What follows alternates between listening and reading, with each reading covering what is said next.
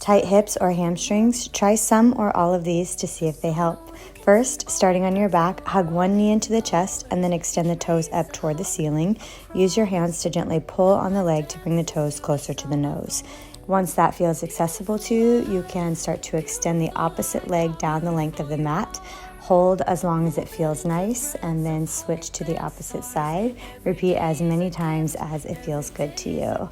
Next, you can take figure 4, one ankle to the other knee. Use one hand as leverage to push against the thigh.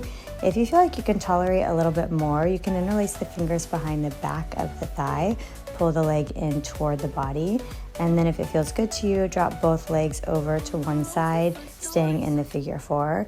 Remember to repeat on the other side. After that, you will move into a happy baby. Hug the knees in tight to the chest, squeezing the knees in and taking the feet toward the ceiling. If it doesn't feel accessible to grab for the bottoms of the feet, you could always grab for the ankles or even behind the backs of the legs. Next would be a reclined butterfly, soles of the feet together.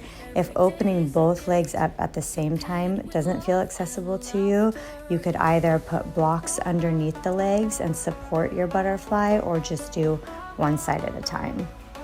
Move into tabletop. Take some hip circles, one direction. I like to do 4 or 5, and then switch directions, go the other way.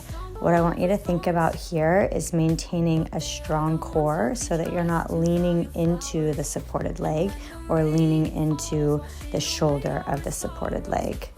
Move into downward facing dog from here. Curl the toes under, lift the hips high, take some time to pedal out the feet, lengthen down the hamstrings, lengthen through the calves, maybe shake the head out. That should feel really nice as well.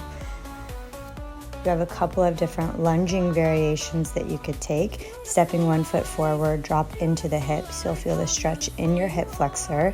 When you shift the weight back, you'll feel the stretch in the back of your hamstring. It's important to keep a soft knee when you feel the stretch in your hamstring. Move through it forward and back. If it feels good to you, you could lift the back knee up so that you're in more of a pyramid variation. And of course, blocks are always good to use as well. So if you want more of a supported variation or it doesn't feel accessible to you without the blocks, make sure that you have the blocks handy. This is a straightforward variation, but you could take this into a lateral variation as well. So you're hitting the inner hip. Blocks could be used in the lateral variation too. Both of my feet are pointing forward. You could turn your toes out as well, whatever really is working best for your body, just kind of tune in. Another option would be to lie on your stomach, bring the knee in line with the hip,